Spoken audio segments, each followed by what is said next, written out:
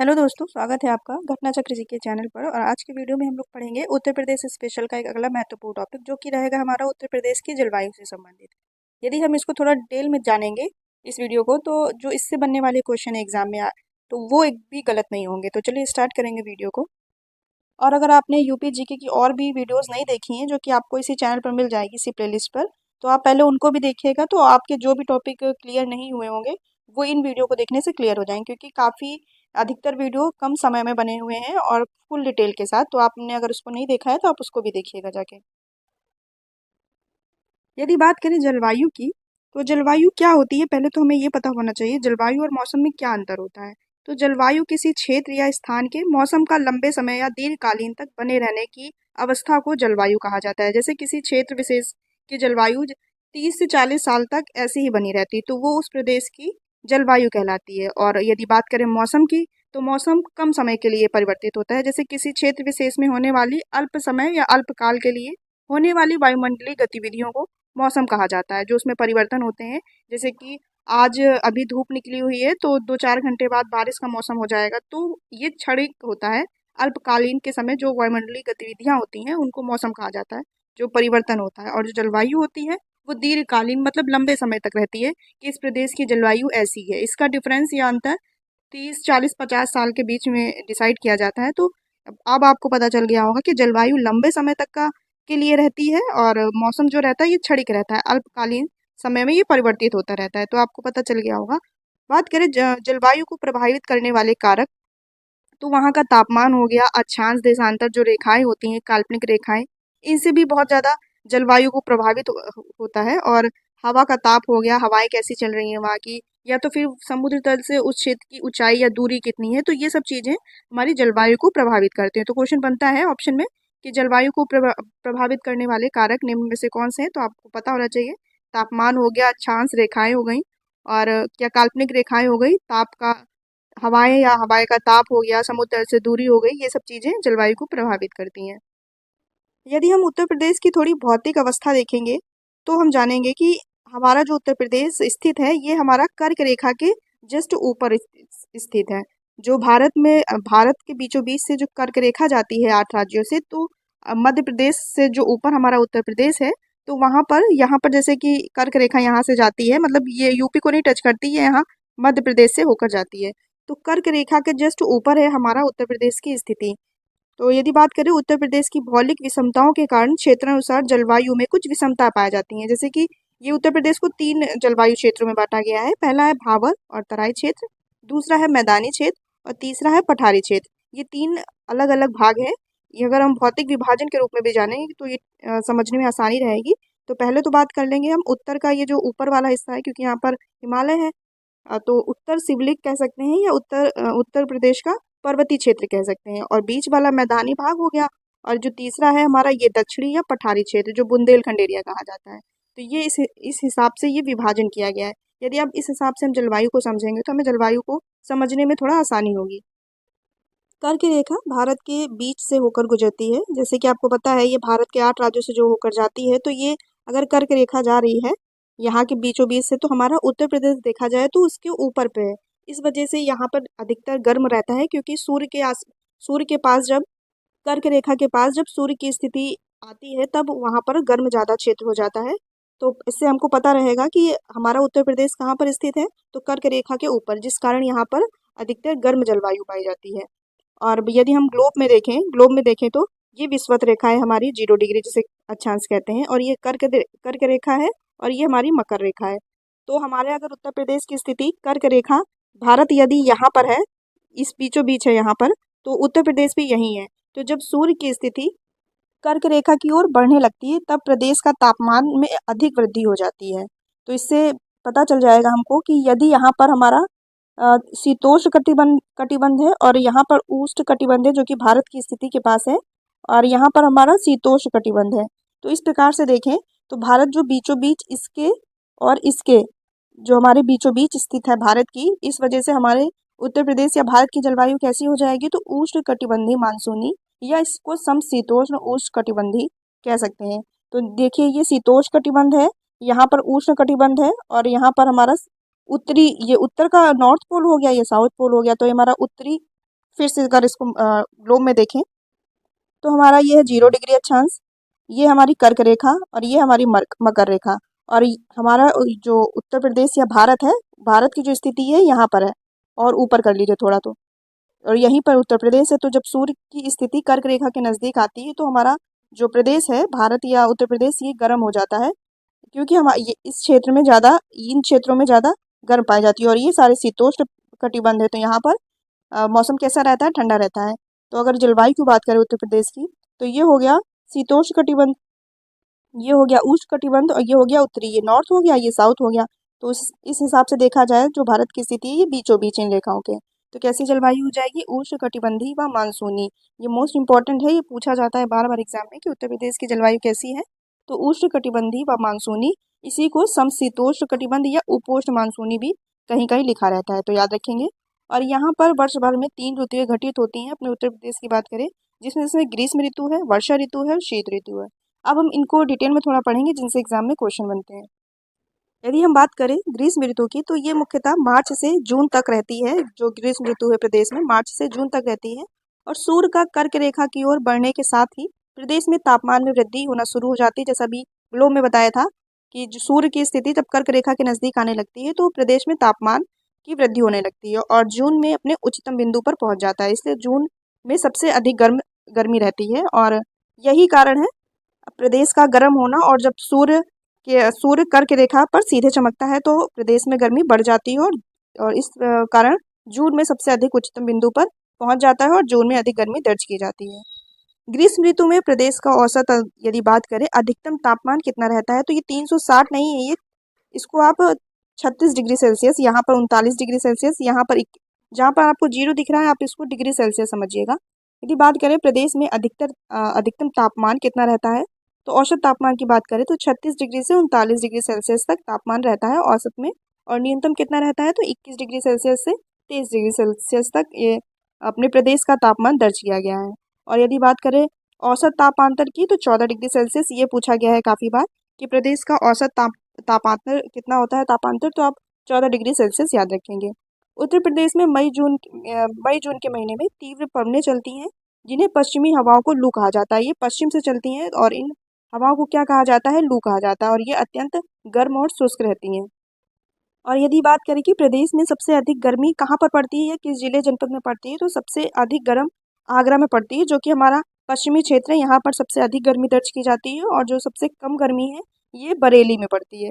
याद रखेंगे, दोनों पॉइंट पूछे गए हैं कि सबसे अधिक गर्मी तो आगरा में, सबसे कम बरेली में। और वैश्विक दैनिक तापमान डेटा के जो नासा, जो अमेरिकी एजेंसी है, इसके विश्लेषण के अनुसार यदि बात करें तो जो 2024 का 22 जुलाई था, 22 जुलाई 2024 का दिन, इस रिकॉर्ड को सबसे अधिक गर्म दर्ज किया गया है अब तक का। और तापमान कितना अधिक दर्ज किया गया है, 50.5, मतलब 50 डिग्री सेल्सियस। इस बार वाकई में काफ़ी गर्मी पड़ी थी और 50 डिग्री पार कर गया था।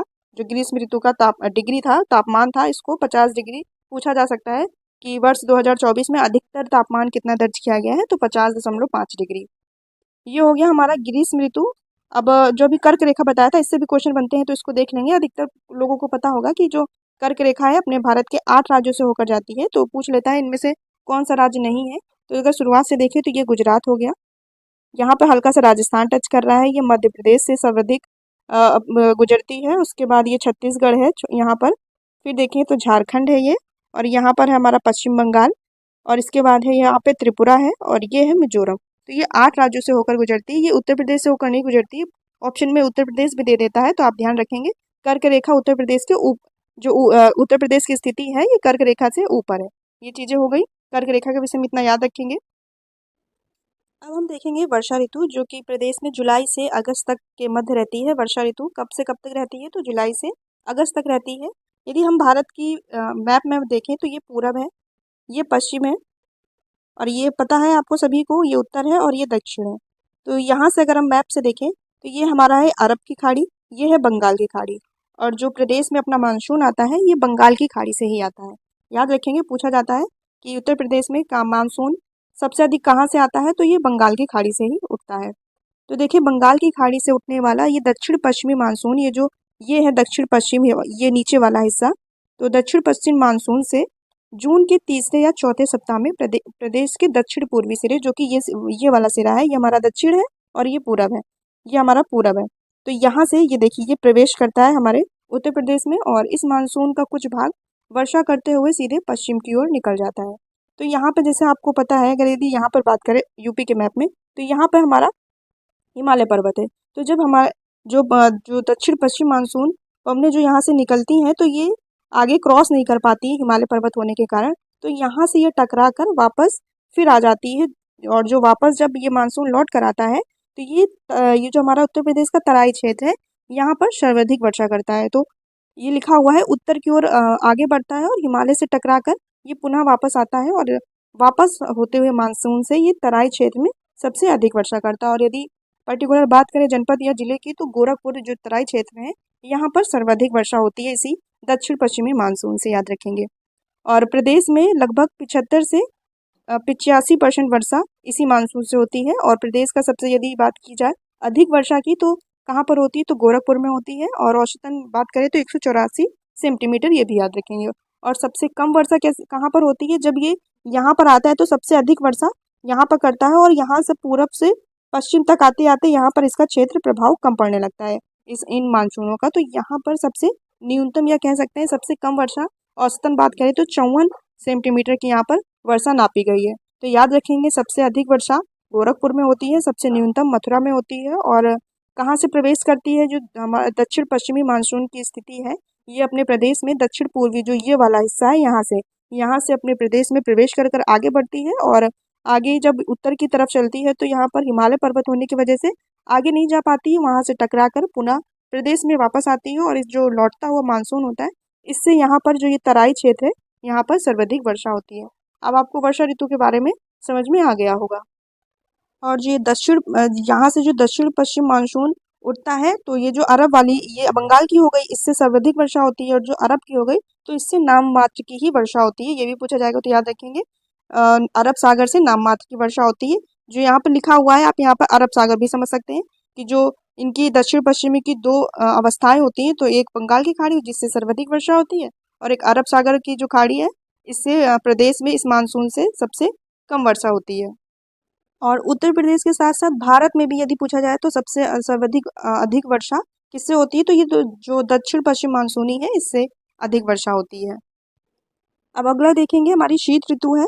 शीत ऋतु की बात करें तो ये प्रदेश में नवंबर से फरवरी तक रहती है। शीत ऋतु नवंबर से फरवरी तक रहती है, जो सर्दी वाला मौसम रहता है शीत ऋतु। और उत्तर प्रदेश के उत्तर में शिवालिक, जो कि वहाँ हिमालय पर्वत है, वो स्थित होने के कारण यहाँ पर ठंडी हवाएं उत्तर प्रदेश के उत्तरी क्षेत्र में सर्वाधिक होती हैं। जैसे कि ये हमारे स्थिति थी, यहाँ पर हिमालय पर्वत था, तो यहाँ पर जब ये जो मानसून टकराती हैं जाके ऊपर उत्तरी हिस्से में, तो जब ये वापस टकरा के आती हैं तो ठंडी हो जाती हैं। तो प्रदेश में जो सर्वाधिक ठंडा क्षेत्र रहता है, ये हमारा उत्तरी वाला हिस्सा रहता है, और जनवरी तक का निरंतर तापमान गिरता रहता है, मतलब तापमान कम होता रहता है। याद रखेंगे कहाँ से जो शीत ऋतु की शीत ऋतु है, जो हिमालय की स्थिति या शिवालिक पर्वत की स्थिति होने के कारण वहाँ पर उत्तरी वाला क्षेत्र है, जो तराई क्षेत्र, ये सर्वाधिक ठंडा रहता है। शीत ऋतु में प्रदेश का तापमान उत्तर से दक्षिण की ओर बढ़ता है। जैसे अगर मैप में देखें, उत्तर से दक्षिण की ओर जो बढ़ता है, मैप में बात करें तो यहाँ ये उत्तर दिशा है, यहाँ से आता है धीरे धीरे, यहाँ पर तापमान बढ़ता रहता है, यहाँ पर सर्वाधिक तापमान होता है। और ये जो बुंदेलखंड वाला एरिया है, यहाँ पर तापमान घटता रहता है, तापमान यहाँ पर कम होता रहता है, याद रखेंगे। शीतकालीन मौसमी घटनाएं, जो कि जिसे पश्चिमी विक्षोभ या चक्रवात कहते हैं, से केवल पश्चिमी उत्तर प्रदेश में वर्षा होती है। ये पूछा जाता है कि पश्चिमी उत्तर प्रदेश में वर्षा जो होती है शीत ऋतु में, कौन सी घटनाएं मौसमी घटनाओं से होती हैं, तो पश्चिमी विक्षोभ जिसे चक्रवात कहते हैं, ये भूमध्य सागर जो कैप्सियन सागर है, वहाँ से उठने वाली हवाएं रहती हैं, चक्रवात रहता है, जिससे कि अपने उत्तर प्रदेश में पश्चिमी भाग में सर्वाधिक वर्षा होती है, और जिसे महावट भी कहा जाता है। और ये जो वर्षा होती है, ये वर्षा रबी की फसल, जो कि गेहूं, चना, जौ, मटर, सरसों, जो आलू फसलें हैं, ये इनके लिए सर्वाधिक आदर्श मानी गई हैं, जो कि ये वर्षा होती है महावट। अगला देखेंगे, शीत ऋतु में प्रदेश के विभिन्न भागों में काफ़ी अंतर रहता है। जैसे कि 3 भौतिक विभाजन में देखा था, तो 3 क्षेत्र थे। ये तराई क्षेत्र था हमारा, ये वाला, ये मध्य वाला हिस्सा था, ये बुंदेलखंड था। जब तापमान उत्तर से दक्षिण की ओर आता है, तो ये जाहिर सी बात है, जब यहाँ से हवाएं यहाँ पर आएंगी तो यहाँ आते आते ये बुंदेलखंड वाला हिस्सा जो गर्म रहता है ये यहाँ पे कर्क रेखा, पता है आपको, बताया था यहाँ पर कर्क रेखा होने के कारण ये वाला हिस्सा अधिक गर्म रहता है। तो पता है तीनों जगह अलग अलग तापमान देखा जाता है उत्तर प्रदेश में। और यही बता रहे हैं तराई क्षेत्र व मैदानी भागों में तापमान न्यूनतम रहता है, और जो कि बुंदेलखंड वो पठारी भाग है यहाँ पर तापमान सर्वाधिक पाया जाता है। इतनी चीज़ें आप शीत ऋतु के बारे में जानकारी रखेंगे तो इससे जो बनेंगे क्वेश्चन छोटे मोटे तो आप सॉल्व कर ले जाएंगे। तो हम लोग ने सारी ऋतुएं पढ़ ली हैं, जलवायु भी देख ली है, ग्रीष्म ऋतु हो गया हमारा, और वर्षा ऋतु भी जान लिया कहाँ से पवनें उठती हैं और कहाँ वर्षा करती हैं तराई क्षेत्र में। ये सब आपने मैप के माध्यम से देखा होगा। और लास्ट में देखा था शीत ऋतु, ये भी आपको समझ में आ गया होगा। अब हम इनसे जो कुछ एमसीक्यू हैं उनको देखेंगे जल्दी से। देखिएगा क्वेश्चन कैसे बनते हैं। यदि आपने थोड़ा डिटेल में मैप के माध्यम से आपने मैप को थोड़ा माइंड में सेट किया है तो आप गेस करके क्वेश्चन को सही कर ले जाएंगे। पहला क्वेश्चन देखेंगे, उत्तर प्रदेश के किस जिले में सबसे कम वर्षा होती है? तो आपको पता है सबसे कम वर्षा कहाँ होती है? मथुरा जो क्षेत्र है यहाँ पर सबसे न्यूनतम वर्षा होती है। तो इसका राइट आंसर क्या हो जाएगा? Option number D. और जो वर्षा होती है अपने उत्तर प्रदेश में वो बंगाल की खाड़ी से उठने वाली जो दक्षिण पश्चिम हवाएं होती हैं, मानसून होता है, उससे अपने उत्तर प्रदेश में वर्षा होती है। और सबसे कम कहाँ होती है? मथुरा में। और सर्वाधिक कहाँ होती है? जब वो हवाएं वापस जाती हैं हिमालय की तरफ या उत्तरी क्षेत्र की तरफ, तो वो हिमालय पर्वत से टकराकर जब वापस आती हैं तो तराई क्षेत्र वाला जो यहाँ पर यदि बात करें, यदि ऐसे यूपी की मैप की, तो यहाँ से जो हवाएं जाती हैं यहाँ हिमालय होने के कारण ये जो वापस आती हैं तो ये यहाँ पर जो तराई क्षेत्र है गोरखपुर वाला, यहाँ पर सर्वाधिक वर्षा होती है। ऑप्शन के हिसाब से इसमें कम वर्षा पूछा जा रहा है तो यहाँ पर जब ये यहाँ पर आती है थोड़ी थोड़ी तो ये कम कम होती जाती है। तो याद रखेंगे सबसे कम वर्षा कहाँ पर होती है? मथुरा में। ऑप्शन नंबर डी राइट रहेगा। और औसतन की बात करें तो 54 सेंटीमीटर कम सबसे दर्ज की गई है। अगला क्वेश्चन है, उत्तर प्रदेश में वर्षा प्रायः किस मानसून की शाखा के प्रवेश होने पर होती है? तो बताया था जो यहाँ से यदि बात की जाए भारत के मैप की, तो यहाँ से जो पवनें होती है दक्षिण पश्चिमी वाली, दक्षिण पश्चिमी मानसून, और ये जो ये पूर्वी भाग से प्रवेश करता है अपने उत्तर प्रदेश में, तो इस क्षेत्र से इस मानसून से वर्षा होती है। तो उसमें क्या क्वेश्चन पूछ रहा है? उत्तर प्रदेश में प्रायः वर्षा प्रायः किन मानसून की शाखा के प्रवेश होने पर होता है? तो ये जो बंगाल की खाड़ी की शाखा यहाँ से जो प्रवेश करती हैं, तो इस हिसाब से ऑप्शन नंबर सी राइट हो जाएगा। देखिए यदि आपके पास चार ऑप्शन है, यदि आपने थ्योरी पढ़ी है तो कुछ गेस कर पाएंगे मैप के माध्यम से, यदि पढ़ा होगा कि कहाँ से प्रवेश करती है, कौन सी दिशा है, पूर्व पश्चिम, तो आप सही कर ले जाएंगे। तो इसका राइट आंसर हो जाएगा बंगाल की खाड़ी। नेक्स्ट क्वेश्चन है, उत्तर प्रदेश की जलवायु कैसी है? तो उष्णकटिबंधीय और उपोष्ण मानसूनी, दोनों राइट आंसर है। ऑप्शन नंबर सी राइट हो जाएगा, उपरोक्त दोनों। अगला क्वेश्चन है, पश्चिमी विक्षोभ या चक्रवात से उत्तर प्रदेश के किस भाग में वर्षा होती है? तो पश्चिमी विक्षोभ जो कि जिसे चक्रवात, जो कैस्पियन सागर और भूमध्य सागर से उठने वाले मानसून है, इसको पश्चिमी विक्षोभ कहा जाता है। और इससे किस भाग में वर्षा अधिक होती है? तो पश्चिमी उत्तर प्रदेश में। तो राइट आंसर हो जाएगा ऑप्शन नंबर सी। इसी रखिएगा, पश्चिमी उत्तर प्रदेश में सबसे अधिक वर्षा होती है। और कब किस ऋतु में होती है? तो ये शीतकालीन वर्षा होती है। और जो ये शीतकालीन वर्षा पश्चिमी विक्षोभ से होती है इसको महावट कहा जाता है अपने उत्तर प्रदेश में। और ये जो वर्षा होती है ये रबी की फसल के लिए उपयुक्त मानी जाती है। अगला क्वेश्चन देखेंगे, उत्तर प्रदेश का सबसे गर्म व गर्मी किस जिले में पड़ती है? तो सबसे गर्म क्षेत्र हमारा पश्चिमी वाला जो कि है हमारा Agra. Option number C right रहेगा। सबसे अधिक गर्मी आगरा में पड़ती है, याद रखेंगे। इसका राइट आंसर हो जाएगा option number C. Next question है, उत्तर प्रदेश में सबसे सर्वाधिक वर्षा का क्षेत्र कौन सा है?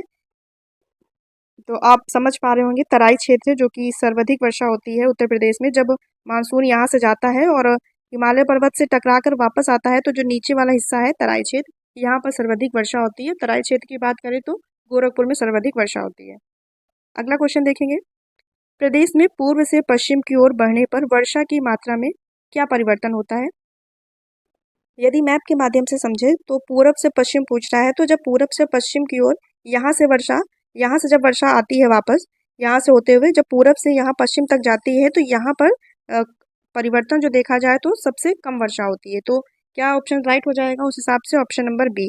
पूरब से पश्चिम की ओर बढ़ने पर वर्षा की मात्रा धीरे धीरे कम हो जाती है और यही परिवर्तन होता है कि बहुत कम वर्षा होती है। तो राइट आंसर हो जाएगा ऑप्शन नंबर बी। अगला क्वेश्चन है, उत्तर प्रदेश में सर्वाधिक वर्षा कहाँ पर होती है? तो सर्वाधिक वर्षा तराई क्षेत्र में होती है। यहाँ ये वाले हिस्से में तराई क्षेत्र में होती है उत्तर प्रदेश के। और यदि बात करें पर्टिकुलर जनपद की तो गोरखपुर में। और कितनी होती है? तो 184 सेंटीमीटर औसतन दर्ज की गई है। अगला क्वेश्चन देखेंगे, उत्तर प्रदेश में बंगाल की खाड़ी से आने वाले मानसून को किस नाम से जाना जाता है? तो राइट आंसर हो जाएगा ऑप्शन नंबर डी। जो मैप में यदि ऐसे थोड़ा सा अगर याद दिलाया जाए, गलत बन गया है, फिर से बनाते हैं। तो प्रदेश में अपने ये मैप देखिए, ये सही बना हुआ है थोड़ा सा। तो यदि बात करें प्रदेश में, उत्तर प्रदेश में, तो ये जो दक्षिण पश्चिमी मानसून है, यहाँ से मानसून आता है। और किस हिस्से से आता है? तो ये दक्षिण पूर्वी हिस्सा, यहाँ से प्रवेश करता है। तो बंगाल की खाड़ी यदि पूछा जाए, तो बंगाल की खाड़ी से आने वाले मानसून को किस नाम से जाना जाता है? तो यदि आप ऑप्शन से भी नेगलेक्ट करना चाहें, तो उत्तर पूर्वी, तो ये उत्तर है, तो यहाँ से तो नहीं आएगी। पूर्वा, तो यहाँ से पर्टिकुलर तो आएगा ही नहीं। पक्षवा तो हटा दीजिए।